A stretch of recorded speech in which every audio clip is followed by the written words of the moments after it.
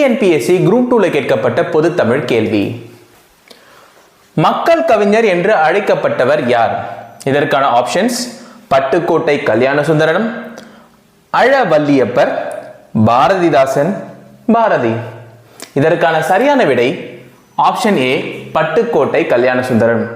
பட்டுக்கோட்டையார் அவர்கள் தான் மக்கள் கவிஞர் அப்படின்னு அழைக்கப்பட்டார். மற்றவங்களையும் பார்த்துக்கலாமா? ஏன்னா இந்த கேள்விகள் இருந்தும் டிஎன்பிஎஸ்சியில் கேள்விகள் வர வாய்ப்பு இருக்கு. அழ வள்ளியப்பர் என்னன்னு அழைக்கப்பட்டார் அப்படின்னு பார்த்தீங்கன்னா குழந்தை கவிஞர் அப்படின்னு அழைக்கப்பட்டார். குழந்தை கவிஞர் அப்படின்னா அழ வள்ளியப்பன் அவர்கள். உதாரணத்துக்கு இந்த அழ அப்படின்ற குழந்தைகள் அழுமா, ஸோ அதனால அழ அப்படின்னு அழ வள்ளியப்பர் அப்படின்னா குழந்தை கவிஞர் அப்படின்னு ஞாபகம் வச்சுக்கோங்க. பாரதிதாசன் அப்படின்றவர் புரட்சி கவிஞர். புரட்சி கவிஞர் பாரதிதாசன் அப்படின்றது நமக்கு எல்லாருக்குமே தெரியும். அதையும் மீறி பாரதிதாசன் அப்படின்னா புரட்சி கவிஞர், ஒரு புரட்சிகரமான கவிஞர் அவர் பாரதிதாசன்.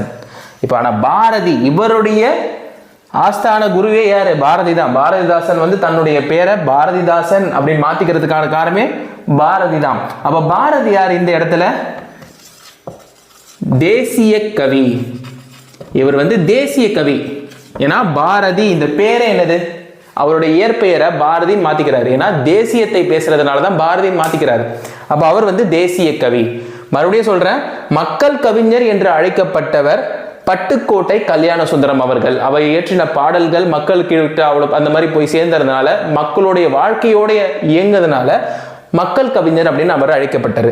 அழ வள்ளியப்பர் குழந்தை கவிஞர், பாரதிதாசன் புரட்சி கவிஞர், பாரதி தேசிய கவி. இந்த மாதிரியான டிஎன்பிஎஸ்சி கேள்விகள் மற்றும் பொதுத்தமிழ் கேள்விகளுக்கு இந்த சேனலை சப்ஸ்கிரைப் பண்ணி ஃபாலோ பண்ண மறந்துடாதீங்க. நன்றி.